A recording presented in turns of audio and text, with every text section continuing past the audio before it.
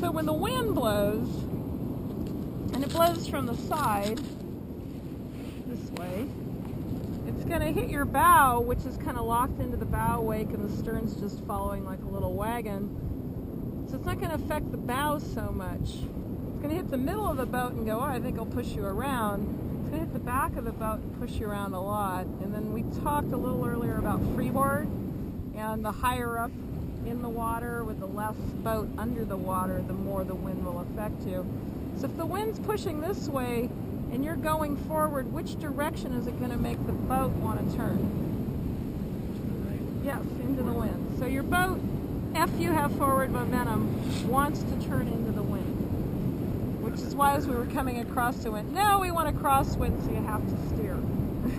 It's really easy to steer into the wind. It's harder to paddle against the wind.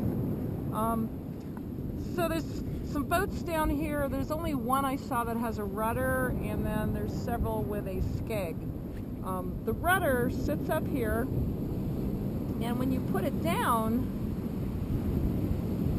it deploys into the water, and it locks your stern into the water so the wind can't blow it. Rudders and skegs are just meant for wind. Now with a rudder, there's usually a foot pedal system that controls the direction the boat goes. So when you put this rudder down, before your bow was blowing, well, your bow was stuck in the water, your stern was blowing, you were facing the wind. When you put the rudder down, it is in the water deeper than your bow is to that wake. So now the wind's going to blow. What's going to happen? It's going to... Weather vane. Yeah. It's going to blow the bow. It's going to weather vane, weathercock. So with the rudder, once you put it down, you pretty much have to use it to steer to compensate for that wind blowing. You don't have a choice.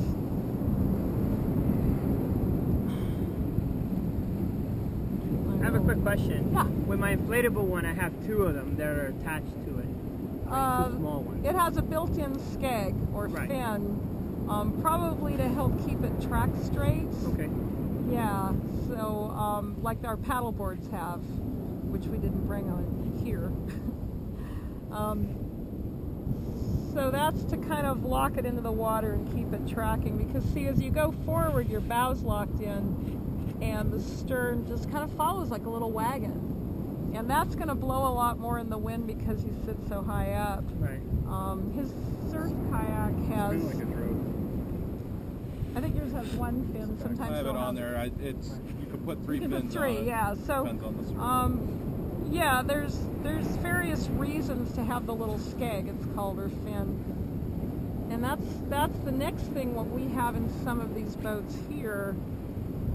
The retractable skeg, not the fixed skeg like the surf kayak or your boat, sits inside. Inside the back hatch is a skeg box. The skeg sits up inside of, so it's hiding in there.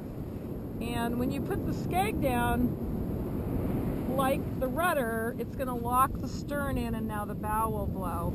Well, I've been paddling along, and the wind hits me here, and it's affecting my stern. So if it's blowing me to face this way, I'm going to start doing sweep stroke, forward stroke, sweep stroke, forward stroke. Ah, damn it, lots of sweeps. Maybe edge my boat. There's a bunch of stuff about how to paddle in the wind, and this isn't a how to paddle in the wind class.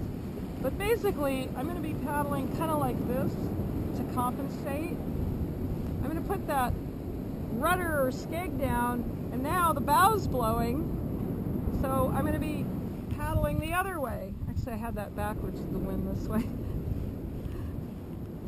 So I'm going to find now I'm sweeping on the other side to compensate for wind. With a retractable skeg, you can put it down a little or a lot, and you can pull it up. So I put it down all the way, paddle uneven, and I put it up just enough so that I'm paddling evenly. So now my bow is locked in the bow wake, the stern's locked in as far as I've put the skeg, and the wind is not weathercocking the boat, making it want to turn either way. Now, it is still causing wind drift to my course. So if I'm paddling across and the wind is blowing this way, it's still going to make me drift. Even though I'm not turning, it's going to kind of do that to my course. So a lot of times when we're planning, and this isn't a navigation course, it's just an idea, we call setting a ferry angle. If I want to get from here to there and it's windy, I'm going to aim high because it's probably going to send me there.